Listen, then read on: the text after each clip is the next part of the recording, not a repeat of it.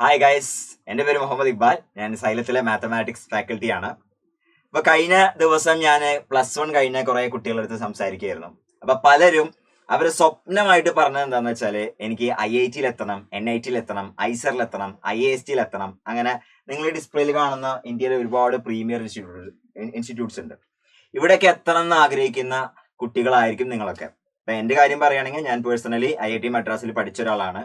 അപ്പൊ എന്റെ സ്റ്റോറിയും ആ ക്യാമ്പസ് വിസിറ്റ് ചെയ്ത വീഡിയോസ് ഒക്കെ നിങ്ങൾ സൈലം ജീനിയസ് ചാനലിൽ കണ്ടിട്ടുണ്ടാവും വിചാരിക്കുന്നു. ഓക്കെ, അപ്പൊ നമ്മൾ +1 കഴിഞ്ഞ് +2ലേക്ക് പോകുന്ന ആളുകളാണല്ലോ നിങ്ങൾ.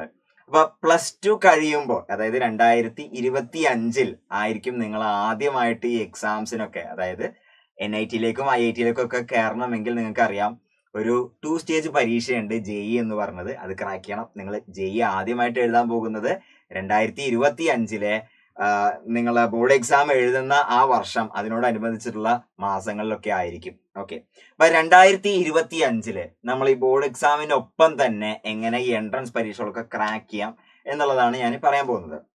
അപ്പൊ അതിനു മുമ്പ് പറയട്ടെ, നമുക്ക് അറിയേണ്ട ഒരു മെയിൻ കാര്യം എന്ന് പറഞ്ഞാല്, ഈ ഇന്ത്യയില് നമുക്ക് ഒരുപാട് പ്രീമിയർ ഇൻസ്റ്റിറ്റ്യൂട്ട്സ് ഉണ്ട്. 23 IIT-കൾ, 31 NIT-കൾ, അതുപോലെ ഒരുപാട് ഗവൺമെന്റ് ഫണ്ട് ടെക്നിക്കൽ ഇൻസ്റ്റിറ്റ്യൂട്ട്സ് ഒക്കെ ഉണ്ട്.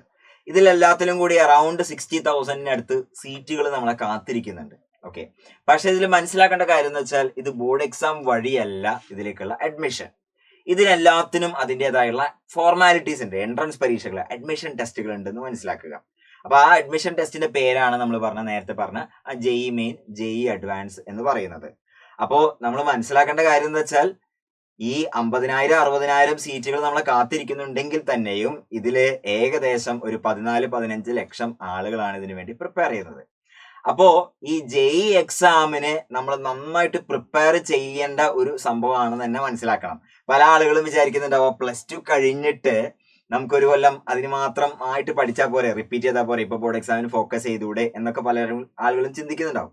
പക്ഷെ അതിനേക്കാളൊക്കെ എന്തുകൊണ്ട് നല്ല സ്ട്രാറ്റജി എന്ന് പറഞ്ഞാൽ +2ന്റെ കൂടെ തന്നെ പ്രിപ്പയർ ചെയ്യണം. എന്തുകൊണ്ടെന്നാല് ചില കാര്യങ്ങളുണ്ട്. ഇപ്പൊ നമുക്കറിയാം, നീറ്റ് പരീക്ഷ, നീറ്റ് എന്ന് പറയുന്നത് മെഡിക്കൽ അല്ലെങ്കിൽ അതുപോലെ റിലേറ്റഡ് കോഴ്സിനുള്ള പരീക്ഷയാണല്ലോ നീറ്റ് പരീക്ഷ. നീറ്റ് പരീക്ഷയുടെ കാര്യം എടുത്താൽ നമുക്ക് അത് ഒരുപാട് തവണ അറ്റംപ്റ്റ് ചെയ്യാനുള്ള ഓപ്ഷൻ ഉണ്ട്. ഇപ്പൊ പലരും 2 വർഷം, 3 തവണ, 4 തവണയൊക്കെ റിപ്പീറ്റ് ചെയ്യുന്ന ആളുകളുണ്ട്. പക്ഷെ JEE-ന്റെ കേസ് വരികയാണെങ്കിൽ നമുക്ക് JEE അഡ്വാൻസ് 2 തവണ എഴുതാനുള്ള ചാൻസേ ഉള്ളൂ. JEE മെയിൻ ആണെങ്കിൽ 3 തവണ മാത്രമേ എഴുതാനേ പറ്റുള്ളൂ. അപ്പൊ +2ന്റെ എഴുതുന്ന വർഷവും, +2 നിങ്ങൾ 2025 എഴുതണമെങ്കിൽ 2025 JEE-യും 2026 JEE-യും ആണ് നിങ്ങൾക്ക് JEE അഡ്വാൻസ് എഴുതാൻ പറ്റുള്ളൂ. ഓക്കെ, JEE മെയിൻ ആണെങ്കിൽ 2025, 26, 27 അങ്ങനെ 3 കോൺസിക്യൂട്ടീവ് വർഷങ്ങൾ. അപ്പൊ 2025 JEE നമ്മൾ എഴുതിയില്ലെങ്കിൽ ആ ചാൻസ് നമുക്ക് നഷ്ടപ്പെട്ടു പോവുകയാണ് ചെയ്യാൻ പോകുന്നത്. അപ്പൊ അതുകൊണ്ട് തന്നെ മനസ്സിലാക്കണം, ലിമിറ്റഡ് ചാൻസസ് മാത്രമുള്ള പരീക്ഷകളാണ് ഈ JEE മെയിനും JEE അഡ്വാൻസും. അപ്പൊ JEE മെയിനും JEE അഡ്വാൻസും എല്ലാവർക്കും അറിയാമെന്ന് വിചാരിക്കുന്നു. 2 സ്റ്റേജ് പരീക്ഷ ഉണ്ട്. അതിൽ ആദ്യത്തെ സ്റ്റേജിനെയാണ് നമ്മൾ JEE മെയിൻ എന്ന് വിളിക്കുന്നത്. ആ JEE മെയിൻ പരീക്ഷ നടക്കാൻ പോകുന്നത് 2 സീസണുകൾ, 2 ഫേസുകളിലായിട്ടായിരിക്കും. ജനുവരി മാസത്തിൽ നടക്കും, ഏപ്രിൽ മാസത്തിൽ നടക്കും. ജനുവരിയിലും ഏപ്രിലും നടന്നിട്ട് അതിന്റെ ബെസ്റ്റ് പെർസെന്റേജ് സ്കോർ എടുത്തിട്ടാണ് നമ്മൾ റാങ്ക് തീരുമാനിക്കുക. ഈ JEE മെയിൻ എഴുതുന്ന ഒരു 15 ലക്ഷം ആളുകളിൽ നിന്ന് ടോപ്പ് 2.5 ലക്ഷം ആളുകളെയാണ് JEE അഡ്വാൻസിന് സെലക്ട് ചെയ്യുക. JEE അഡ്വാൻസ് ക്ലിയർ ചെയ്താൽ മാത്രമേ നമുക്ക് IIT-ൽ എത്താൻ പറ്റുള്ളൂ. JEE മെയിൻ വഴി നമുക്ക് NIT-ൽ എത്താൻ പറ്റും. അപ്പൊ JEE അഡ്വാൻസ് വരാൻ പോണ സാധാരണ മെയ് മാസം അവസാനമൊക്കെ ആയിരിക്കും. ഓക്കെ, അപ്പൊ പറഞ്ഞു വരുന്ന കാര്യം എന്താണെന്ന് വെച്ചാൽ, നമുക്ക് +2 എഴുതുന്ന വർഷം നമ്മുടെ കയ്യിലുള്ള ഈ അറ്റംപ്റ്റ് ഉണ്ടല്ലോ, JEE മെയിൻ ആയിക്കോട്ടെ, JEE അഡ്വാൻസ് ആയിക്കോട്ടെ, ആ അറ്റംപ്റ്റ് വളരെ വിലപ്പെട്ടതാണ്. കാരണം അത് നഷ്ടപ്പെട്ടു പോയാൽ അത് നമ്മുടെ കയ്യിൽ നിന്ന് പോയി. പിന്നെ 2025 നമ്മൾ JEE നമ്മൾ എഴുതിയില്ലെങ്കിൽ അതൊരു എക്സ്ട്രാ ചാൻസ് നമുക്ക് പിന്നെ കിട്ടില്ല. കാരണം റൂള് പ്രകാരം +2ന്റെ ഒപ്പവും പിന്നത്തെ വർഷവും മാത്രമേ JEE അഡ്വാൻസ് എഴുതാൻ പറ്റുള്ളൂ. JEE മെയിൻ ആണെങ്കിൽ +2ന്റെ ഒപ്പം പിന്നത്തെ വർഷം അങ്ങനെ 3 ചാൻസ് മാത്രമേ ഉള്ളൂ. അപ്പൊ ലിമിറ്റഡ് ഓപ്പർച്യൂണിറ്റീസ് മാത്രമുള്ള ഹൈലി കോമ്പറ്റീറ്റീവ് ആയ പരീക്ഷകളാണ് നമ്മളെ JEE എന്ന് പറയുന്നത്. അപ്പൊ അതുകൊണ്ട് തന്നെ ഈ പ്രീമിയർ ഇൻസ്റ്റിറ്റ്യൂട്ട്സ് ഒക്കെ സ്വപ്നം കാണുന്ന ആളുകളെ സംബന്ധിച്ചിടത്തോളം ഒരു കാരണവശാലും നിങ്ങൾ എന്ത് ചെയ്യരുത്, 2025 JEE വളരെ അലസമായി, ഉദാസീനമായിട്ട് എന്ത് ചെയ്യരുത്, നഷ്ടപ്പെടുത്തി കളയരുത് എന്നാണ് എനിക്ക് പറയാനുള്ളത്. ഓക്കെ, അപ്പോ നമ്മൾ എങ്ങനെ 2025 JEE-നെ അപ്രോച്ച് ചെയ്യും? ചില ആളുകളൊക്കെ വിചാരിക്കുന്നതും, ഞാൻ ഓൾറെഡി എന്ത് ചെയ്തിട്ടുണ്ടാവും, +1 ഒക്കെ വേസ്റ്റ് ആയി പോയല്ലോ, ഞാൻ ഇനി എന്ത് ചെയ്യും?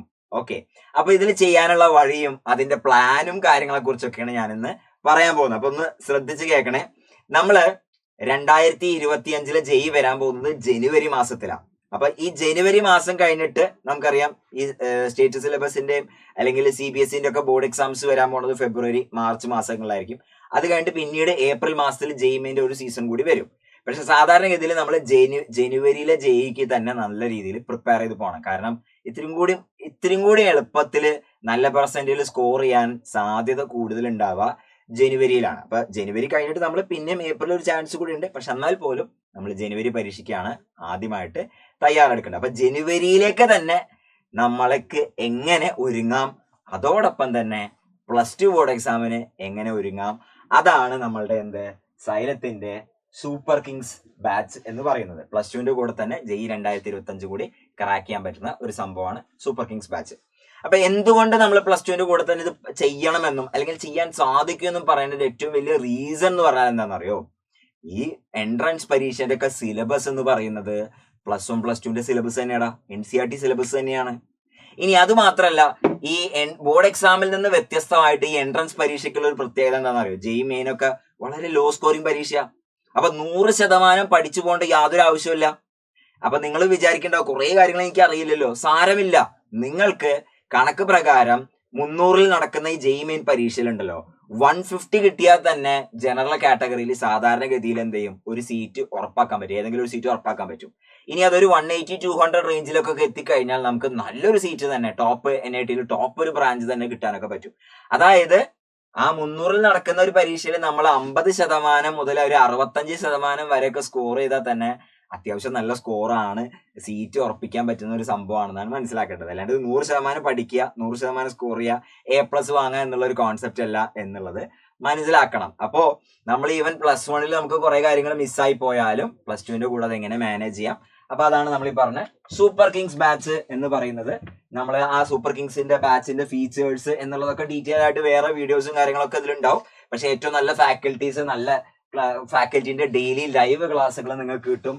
അതേപോലെ തന്നെ ആപ്പിൽ നിങ്ങൾക്ക് ഏത് സമയം ആക്സസ് ചെയ്യാൻ പറ്റുന്ന റെക്കോർഡഡ് ക്ലാസ്സസ് ഉണ്ടാവും, ഡൗട്ട് ക്ലിയറൻസ് കാര്യങ്ങൾ ഉണ്ടാവും, ആക്റ്റീവ് ആയിട്ടുള്ള ഡൗട്ട് ക്ലിയറൻസ് ഉണ്ടാവും. അതേപോലെ തന്നെ ക്വിസുകൾ ഉണ്ടാവും, മോക്ക് എക്സാംസ് ഉണ്ടാവും. പിന്നെ നമ്മൾ നടത്തുന്ന സൈലത്തിന്റെ എക്സ്ക്ലൂസീവ് ആയിട്ടുള്ള ഒരു പരിപാടിയാണ് ഗ്രേറ്റ് ഇന്ത്യൻ ബാറ്റിൽ. ഓൾ ഓവർ കേരള നമ്മൾ നടത്തുന്ന ഗ്രേറ്റ് ഇന്ത്യൻ ബാറ്റിൽ ഉണ്ടാവും. അതോടൊപ്പം തന്നെ സൈലം ഫിസിക്സ് വാലയും കൂടി നടത്തുന്ന നമ്മുടെ ഓൾ ഇന്ത്യ ടെസ്റ്റ് സീരീസിന്റെ AITS എന്ന് പറഞ്ഞ സാധനം. ഇതിലൊക്കെ പാർട്ടിസിപ്പേറ്റ് ചെയ്യാനുള്ള ചാൻസും കാര്യങ്ങളൊക്കെ നിങ്ങൾക്ക് കിട്ടുകയും ചെയ്യുന്നുണ്ട്. ആൻഡ് നല്ല കൃത്യമായിട്ടുള്ള ഒരു അക്കാഡമിക് പ്ലാനാണ് നമ്മൾ നിങ്ങൾക്ക് തരുന്നത്. ആ പ്ലാന് പ്രകാരം നിങ്ങൾക്ക് എന്ത് ചെയ്യുന്നു? എല്ലാ ദിവസവും ലൈവ് ക്ലാസ്സിൽ കൂടെ നിങ്ങളുടെ പോർഷൻസ് ജനുവരിയിലുള്ള JEE Main well in advance ആയിട്ട് തന്നെ തീർക്കുന്നു. ഓക്കെ, അപ്പൊ ക്ലാസ്സിൽ നിങ്ങൾക്ക് ബോർഡ് എക്സാമിന് വേണ്ട ഐഡിയാസും തിയറിയും കാര്യങ്ങളൊക്കെ പഠിപ്പിച്ചതിന് ശേഷമാണ് എൻട്രൻസ് കാര്യങ്ങളൊക്കെ പഠിപ്പിക്കുക എന്നുള്ളത് കൂടി മനസ്സിലാക്കുക. ഓക്കെ, ഇത് നമ്മൾ ബോർഡ് എക്സാമിനും എൻട്രൻസിനും കൂടി ഒരുമിച്ച് എങ്ങനെ തയ്യാറെടുക്കാം എന്നുള്ള ഐഡിയ ആണ് ഇതിലുണ്ടാവുക. അപ്പൊ അതിന് വേണ്ടത് വളരെ സിമ്പിളാ. ഇത് രണ്ടും സെയിം സിലബസ് ആണല്ലോ. കൃത്യമായിട്ടുള്ള ഒരു പ്ലാനാണ് വേണ്ടത്. ഒന്ന്. രണ്ടാമത്തെ, നിങ്ങൾക്ക് നല്ല വൃത്തിക്കുള്ള ഒരു മെറ്റീരിയൽ, അതായത് ക്ലാസ്സിൽ നിങ്ങൾക്ക് ഡെലിവർ ചെയ്യുന്ന ആ കണ്ടന്റ് ഉണ്ടല്ലോ, ആ കണ്ടന്റ് ആ രീതിയിൽ പ്രിപ്പയർ ചെയ്തായിരിക്കും നിങ്ങൾക്ക് ബോർഡ് എക്സാമിന്റെ ക്വസ്റ്റ്യൻസ് ചെയ്യണതിന്റെ ഒപ്പം തന്നെ, അല്ലെങ്കിൽ ബോർഡ് എക്സാമിന്റെ പ്രിപ്പറേഷൻ കൂടെ തന്നെ നിങ്ങൾക്ക് എന്ത് ചെയ്യാം? ജെയിന്റെ പ്രിപ്പറേഷൻ കൂടെ കൊണ്ടുപോകുന്ന രീതിയിലുള്ള മെറ്റീരിയൽസും കാര്യങ്ങളും ഒക്കെയാണ് നിങ്ങൾക്ക് ഉണ്ടാവുക എന്ന് മനസ്സിലാക്കുക. അതേപോലെ തന്നെ നിങ്ങൾക്ക് ഒരു പേഴ്സണലൈസ്ഡ് മെന്റർഷിപ്പും കൂടി അതിന്റെ കൂടെ പ്രൊവൈഡ് ചെയ്യുന്നുണ്ടാവും. ആൻഡ് ഞാൻ നേരത്തെ പറഞ്ഞ പോലെ തന്നെ നമ്മൾ ക്ലാസ്സുകൾ ഇപ്പൊ തന്നെ ഉടനെ തന്നെ ആരംഭിക്കുകയും നമ്മൾ ഈ പറഞ്ഞ ഏപ്രിൽ മെയ് മാസങ്ങൾ സ്കൂളിൽ കുറച്ച് ലോഡ് കുറവുള്ള സമയമായിരിക്കും, അല്ലെങ്കിൽ അധികം സ്കൂളൊന്നും ഇല്ലാത്ത സമയമായിരിക്കുമല്ലോ. ഈ സമയം നമ്മൾ മാക്സിമം ടോപ്പിക്സ് എടുക്കും. ഓക്കെ, മാക്സിമം ടോപ്പിക് എടുത്ത് നമ്മൾ എന്ത് ചെയ്യും? മുന്നിൽ പോകും. അഗൈൻ ശ്രദ്ധിക്കേണ്ട കാര്യം എന്താ വെച്ചാൽ നേരെ എൻട്രൻസിലേക്കല്ല നമ്മൾ പോകുന്നത്. നമ്മൾ ബോർഡ് എക്സാമിന് വേണ്ട അല്ലെങ്കിൽ സ്കൂളിലേക്ക് വേണ്ട കാര്യങ്ങൾ കവർ ചെയ്തിട്ടാണ് നമ്മൾ ഇതിന്റെ കൂടെ പോകാന്ന് മനസ്സിലാക്കുക. അപ്പൊ മാക്സിമം നമ്മൾ എന്ത് ചെയ്യുന്നു? ഇപ്പൊ തന്നെ നമുക്ക് വേണ്ട കാര്യങ്ങളൊക്കെ ഏപ്രിൽ മെയ് മാസത്തിൽ തന്നെ പഠിച്ചെടുത്ത് ഏകദേശം ഒരു നവംബർ മാസമൊക്കെ ആകുമ്പോഴേക്കും നമ്മുടെ പോർഷൻസ് എല്ലാം കഴിഞ്ഞിട്ടുണ്ടാവും. പിന്നെ നമുക്ക് +1 റിവിഷൻ ചെയ്യാനുള്ള സമയം കിട്ടും, +2 ജെയിന്റെ റിവിഷൻസ് ചെയ്യാനുള്ള സമയം കിട്ടും. ജനുവരിയിലാണ് അപ്പോ നിങ്ങളുടെ ജെയ് വരാൻ പോണത്. അപ്പൊ നിങ്ങളുടെ വലിയൊരു സംശയത്തിന് ഉത്തരം കിട്ടി. നമ്മൾ +1 മിസ്സായവർ എന്ത് ചെയ്യും? +1 മിസ്സായവർക്കുള്ള +1 റിവിഷന്റെ സംഭവം നമ്മൾ പ്രൊവൈഡ് ചെയ്യുന്നുണ്ടാവും. ഓക്കെ, അതോടൊപ്പം തന്നെ ഞാൻ നേരത്തെ പറഞ്ഞല്ലോ, നിങ്ങൾക്ക് നിങ്ങളുടെ സമയത്തിനനുസരിച്ച് പഠിക്കാനുള്ള പേൾ വീഡിയോസ്, റെക്കോർഡ് വീഡിയോസ് ആയിട്ട് നിങ്ങളുടെ ആപ്പിൽ കാര്യങ്ങളിലൊക്കെ അവൈലബിൾ ആണെന്നും കൂടി മനസ്സിലാക്കുക. ആൻഡ് ജനുവരിയിലെ എക്സാം കഴിഞ്ഞതിന് ശേഷം നമ്മൾ പിന്നെയും ബോർഡ് എക്സാം പ്രിപ്പറേഷനിലേക്ക് പോകുന്നു. ഏപ്രിൽ പിന്നെയും ജെയ് പരീക്ഷ വരുന്നു. പിന്നെ അതിന് ശേഷം നമുക്ക് എന്താണ്? വരുന്ന എക്സാംസ് കീം ജെഇ അഡ്വാൻസിനുള്ളൊക്കെ പ്രിപ്പറേഷൻ നിങ്ങൾക്ക് എന്ത് ചെയ്യും അതിന്റെ കൂടെ തന്നെ കിട്ടും. അപ്പൊ അത്രയും നല്ലൊരു എന്താ പറയാ വളരെ സിസ്റ്റമാറ്റിക് ആയിട്ടുള്ള ഒരു സംഭവമാണ്. ഇതിലൊക്കെ നിങ്ങൾ ചെയ്യേണ്ട ഒരു കാര്യം വെച്ചാൽ നിങ്ങളൊരു തീരുമാനമാണ് എടുക്കേണ്ടത്. നിങ്ങളിപ്പോ +1 ബോർഡ് എക്സാം കഴിഞ്ഞ് ആ ഒരു കുറച്ച് ആഴ്ചകൾ നന്നായി പഠിച്ച് ആ ട്രാക്കിലായി വരുന്ന ഒരു സമയമാണല്ലോ. ഇനി നമ്മൾ എന്ത് ചെയ്യരുത്, ആ ഒരു അന്ധകാലത്തിലേക്ക് തിരിച്ചു പോരുത്. ആ ഒരു നമ്മളുടെ എന്താ പറയാ ലേസിനെസ്സിലേക്ക് അല്ലെങ്കിൽ നമ്മളുടെ ആ ഉഴപ്പണ പരിപാടിയിലേക്ക് തിരിച്ചു പോകരുത്. നമ്മൾ എന്ത് ചെയ്യുക, ശക്തമായ ഒരു തീരുമാനം എടുക്കുക. നമ്മൾ എന്ത് ചെയ്യുക, നമ്മൾ ഇനി ട്രാക്കിലേക്ക് വരുമെന്നും ക്ലാസ്സുകൾ കൃത്യമായിട്ട് അറ്റൻഡ് ചെയ്യും എന്നുള്ള ഒരു ഡിസിഷൻ എടുക്കുക. ഡിസിഷൻ എടുത്ത് മുന്നോട്ട് പോവുക. അപ്പൊ നമ്മുടെ ഈ ഇതില് വളരെ എന്താ പറയാ അഫോർഡബിൾ ആയിട്ടുള്ള ഫീല് 15,340 നമ്മളെ സൂപ്പർ കിങ്സ് ബാച്ച് നിങ്ങൾക്ക് ഓപ്പൺ ആക്കി തരുന്നത്. അതോടൊപ്പം നമ്മൾ പറഞ്ഞല്ലോ അവസാനത്തെ എക്സാം വരെയുള്ള സപ്പോർട്ട്. ഓക്കെ, എന്താ പറയാ നിങ്ങളുടെ അവസാനത്തെ കീം ആയിക്കോട്ടെ ജെഇ അഡ്വാൻസ് വരെയുള്ള സപ്പോർട്ടുകളൊക്കെ നിങ്ങൾക്ക് അതിന്റെ കൂടെ തന്നെ ലഭിക്കും. റൈറ്റ്. അപ്പോ ഇതില് നിങ്ങൾ അഡ്മിഷൻ എടുക്കേണ്ടവർ വിളിക്കുന്ന നമ്പർ നമ്മളെ സാധാരണ നമ്പർ തന്നെയാണ്. ആൻഡ് ഒറ്റ കാര്യമാണ് എനിക്ക് പറയാനുള്ളത്, നമ്മള് എന്താണെന്ന് ഡിസൈഡ് ചെയ്യേണ്ട ഒരു സമയം ഇപ്പോഴാണ്. കാരണം ഇത് പല ആളുകളും വിചാരിക്കുന്നുണ്ടാവും ഞാൻ +2 ഒക്കെ കഴിഞ്ഞ് തീരുമാനിക്കുക എന്ന് വിചാരിക്കുന്നുണ്ടാവും. പക്ഷെ ഞാൻ നേരത്തെ പറഞ്ഞ പോലെ ലിമിറ്റഡ് ഓപ്പർച്യൂണിറ്റീസ് മാത്രമുള്ള ഒരു പരീക്ഷയാണ്. അപ്പൊ നമ്മുടെ വലിയൊരു സ്വപ്നം ആണല്ലോ IIT-കളും NIT-യിലൊക്കെ എത്തിപ്പെടാന്നുള്ളത്. അതിന് വേണ്ട റിഗ്രസ് പ്രിപ്പറേഷൻ തുടങ്ങാനുള്ള ഒരു ഓപ്പർച്യൂണിറ്റി കൂടെയാണ്. ഇതിൽ ഏറ്റവും വലിയൊരു ഫീച്ചർ എന്ന് പറഞ്ഞാൽ നിങ്ങൾക്ക് സിസ്റ്റമാറ്റിക് ആയിട്ടൊരു പ്ലാൻ നിങ്ങളുടെ കയ്യിൽ കിട്ടും. ആ പ്ലാൻ അനുസരിച്ച് നിങ്ങൾ ഫോളോ ചെയ്യുക, നിങ്ങൾ പഠിച്ചു പോകാൻ മാത്രം നിങ്ങൾ ചെയ്യേണ്ടതുള്ളൂ. ഓക്കെ, അപ്പൊ നമുക്ക് ഇനി കണ്ടുമുട്ടാം. See you, all the best.